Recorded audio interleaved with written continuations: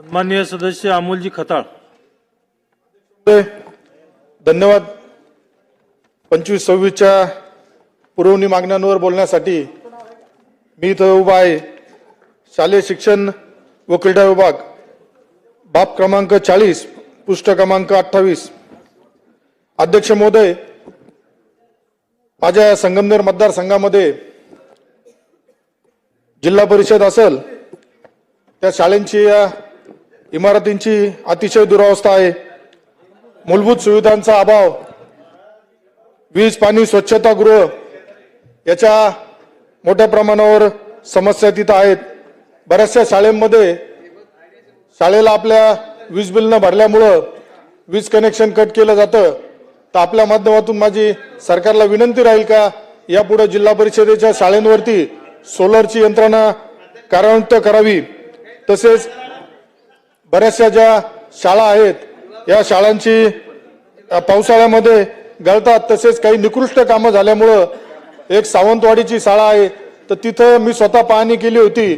तर त्यावेळेस तिथं असं सांगण्यात आलं का त्या इमारतीचा अजून कार्यकाळ पूर्ण झालेला नाही, त्यामुळं ती पाडता येणार नाही. परंतु ते काम अतिशय निकृष्ट झाल्यामुळं तिथं उद्या लहान लहान मुलं शिकतात. तर अशा प्रसंगी एखादा वेगळ्या विशेष बाब अंतर्गत ती शाळा पाडली पाहिजे, तिचं निर्लक्षण केलं पाहिजे असं मला वाटतं.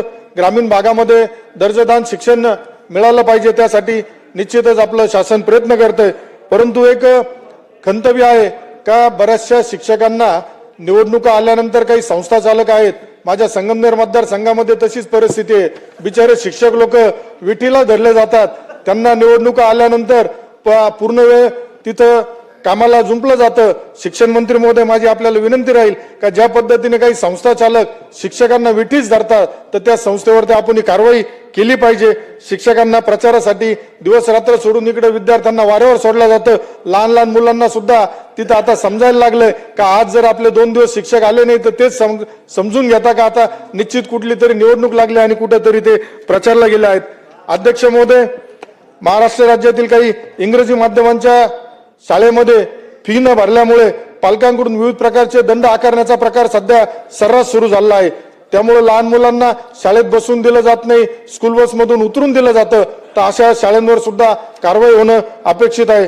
अध्यक्ष महोदय, शिक्षणाचा जो बालकांचा हक्क आहे त्याच्या मार्गदर्शक सूचनांच्या विरोधात असताना सुद्धा 22 ते 25 या कालावधीत अशा प्रकारच्या तक्रार येऊन सुद्धा त्याच्याकडे शिक्षण विभागाचं दुर्लक्ष झालेलं दिसतंय.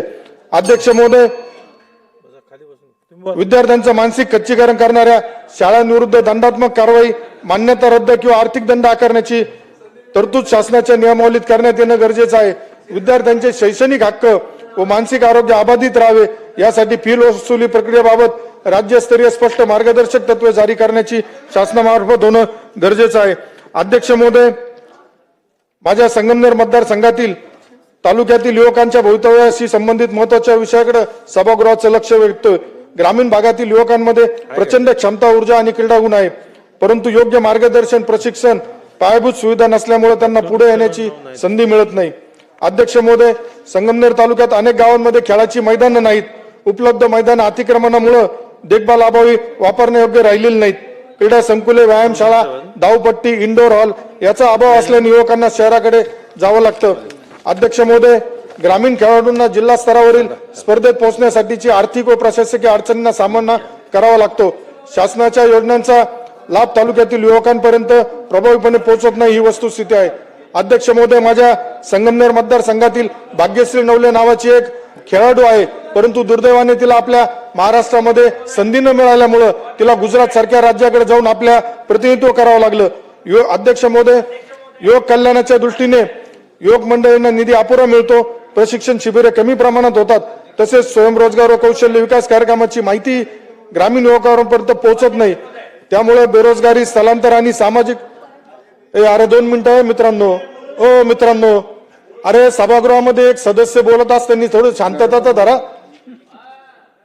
अरे आम्ही काही तर काय फक्त असं काय याच्यापुरतच उभं राहिलो का बोलायला? आम्ही जर शिस्त पाळतो तर तुम्ही सुद्धा शिस्त पाळली पाहिजे ना. अरे मग बोला म्हणजे काय नुसतं काय वाचायला हे चाललंय का? अरे थोडं गांभीर्य ठेवलं पाहिजे. सगळ्यांनाच सांगतो ना, ते सगळ्यांनाच लागू झालं. जे मध्ये व्यत्यय आणताय त्यांच्यासाठी अध्यक्ष महोदय, माझी शासनाला विनंती आहे, संगमनेर तालुक्यात क्रीडा संकुल उभारण्यासाठी तातडीने निधी मंजूर करावा. प्रत्येक मोठ्या गावामध्ये किमान एक दर्जेदार खेळाचे मैदान विकसित होईल. ग्रामीण खेळाडूंना प्रशिक्षण आरोग्य प्रवासासाठी विशेष अनुदान योजना सुरू करावी. युवक मंडळांना नियमित निधी मार्गदर्शन देण्यासाठी तालुका स्तरावर समन्वय समिती स्थापन करावी. अध्यक्ष महोदय, महाराष्ट्र राज्यात फक्त कबड्डी, खो खो, मल्लखांब, कुस्ती, लाठी काठी, विट्टी दांडू, आटापाड्या यासारख्या पारंपरिक खेळांना समर्पित स्वतंत्र क्रीडा विद्यापीठ किंवा राज्यस्तरीय क्रीडा अकादमी अस्तित्वात नसल्यामुळे ग्रामीण व आदिवासी भागातील गुणवंत खेळाडूंना प्रशिक्षण, संशोधन, क्रीडा, विज्ञान व रोजगाराच्या संधीपासून वंचित राहावे लागत आहे. अध्यक्ष महोदय, ग्रामीण भागातील कबड्डी, मल्लखांब, कुस्ती, विट्टी दांडू सारख्या खेळातील गुणवंत खेळाडू केवळ संरचनेच्या अभावामुळे राष्ट्रीय व आंतरराष्ट्रीय स्तरावर मागे पडत आहे. राष्ट्रीय आंतरराष्ट्रीय स्तरावर महाराष्ट्राने पारंपरिक खेळामध्ये दिलेले उल्लेखनीय योगदान लक्षात घेता या खेळासाठी स्वतंत्र महाराष्ट्र पारंपरिक क्रीडा विद्यापीठ अकादमी स्थापन करण्याबाबत शासनाने ठोस भूमिका उपाययोजना करण्याची आवश्यकता आहे.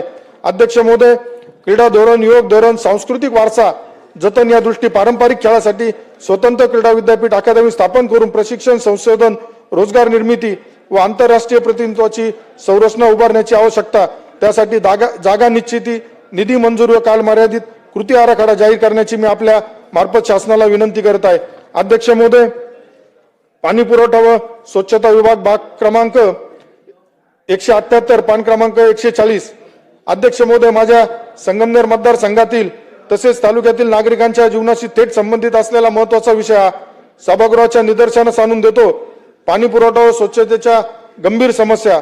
जलजीवन योजना जी हरघर जल देण्याची महत्वाकांक्षी योजना आदरणीय मोदी साहेबांनी सुरू केली, त्यांचा उद्देश चांगला होता, परंतु माझ्या संगमनेर तालुक्यामध्ये अशी विदारक परिस्थिती झाली का काही राजकीय ठेकेदारांनी ठराविक प्रत्येक कामं स्वतः घेतलेत. त्यामध्ये एक उदाहरण आपल्याला मी असं देईल का गुलेवाडी म्हणून एक जे गाव आहे, तिथं ज्यावेळेस त्या योजनेला मंजुरी मिळाली त्यावेळेस ती 81 कोटी रुपयाची योजना होती आणि कालांतराने ती 125 कोटी रुपयाची योजना झाली. पाणी पुरवठा मंत्री साहेब, आपण आहात इथं, याच्यामध्ये गंभीर विषय आहे का ज्यावेळेस तुमच्याकडून या योजने संदर्भातला प्रस्ताव बनवला गेला त्यावेळेस जर तो 81 कोटीचा होतो, मग या असे अपूर्ण प्रस्ताव का बनवले गेले आणि या अपूर्ण प्रस्तावातून कामं घेतल्यानंतर तुम्ही डायरेक्ट ते प्रत्येक योजनेच्या कामामध्ये तो निधी 50-50, 25-25 कोटी रुपये हा कशा प्रकारे वाढला गेला याची सुद्धा निश्चित चौकशी होणं मला वाटतं गरजेचं आहे. अध्यक्ष महोदय, संगमनेर मतदारसंघातील काही ठराविक गावांचे मी सांगतो. गुलेवाडी असेल, धांदरफळ बुद्रुक असेल, जवळे कडलक, चन्नापुरी, निमगाव, भोजापूर, साकूर, अकलापूर या प्रादेशिक पाणी पुरवठा योजना आहेत, यांची चौकशी होणं गरजेचं आहे. मधल्या कालावधीमध्ये यापूर्वी जलजीवनच्या आधी तळेगाव दिघे पाणी पुरवठा योजना होती, त्याचं लाईट बिलाचं 10 कोटी रुपये थकीत झालं आहे, परंतु पाणी नसताना सुद्धा 10 कोटी रुपये याच्या बिल आलेले आहेत. तर माझी आपल्या माध्यमातून शासनाला विनंती राहील का हे सुद्धा याच्यामध्ये सवलत मिळाली पाहिजे, वीज बिल माफ झालं पाहिजे, या दृष्टीने सरकारने प्रयत्न केला पाहिजे.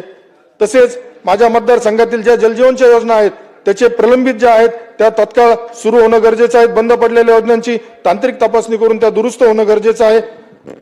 अध्यक्ष महोदय, पाणी व स्वच्छता हा केवळ विकासाचा नाही तर आरोग्याचा व मानवी सन्मानाचा प्रश्न आहे, म्हणून शासनाने या विषयाला अत्यंत प्राधान्य देऊन तातडीने ठोस उपाययोजना करावा अशी मी विनंती करतो. अध्यक्ष महोदय, दिव्यांग विभाग बाब क्रमांक 191, पृष्ठ क्रमांक 149.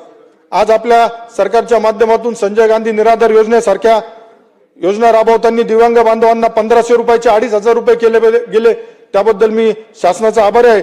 परंतु माझी शासनाला विनंती राहील का हे जे आमचे दिव्यांग बांधव आहेत यांच्यासाठी तालुका स्तरावरती दिव्यांग भवन हे झालं पाहिजे. त्या माध्यमातून त्यांना तिथं छोटे मोठे उपक्रम त्यांच्या संघटनेच्या माध्यमातून निश्चित राबवता येतील. माझ्या संगमनेर येथे बीओटी तत्वावरती बस स्थानकाचं काम झालंय, यामध्ये दिव्यांग बांधवांना देण्यासंदर्भात, गाळे देण्यासंदर्भात कोर्टाने सुद्धा निकाल दिलेला असताना सुद्धा तो जो विकासक आहे तो विकासक त्या दिव्यांग बांधवांना गाळे देत नाही. तर आपल्या स्तरावरून सुद्धा त्यांना सूचना होऊन त्यांना गाळे कसे मिळतील यासाठी प्रयत्न होणं गरजेचं आहे. तसेच माझी आपल्या माध्यमातून शासनाला विनंती राहील का दिव्यांग बांधवांना ज्यावेळेस संजय गांधी योजना असेल किंवा इतर योजनेचा लाभ देताना आपण जी उत्पन्नाची मर्यादा त्यांची कुटुंबाची म्हणून बघतो, परंतु दिव्यांग बांधवांच्या बाबतीत ही अट कुठेतरी शिथिल करावी असं मला वाटतं. तसेच वारंवार त्यांना केवायसीच्या माध्यमातून अडवणूक केल्या जाते, ही सुद्धा कुठेतरी थांबले पाहिजे असं मला वाटतं. धन्यवाद अध्यक्ष महोदय, आपण मला बोलण्याची संधी दिल्याबद्दल.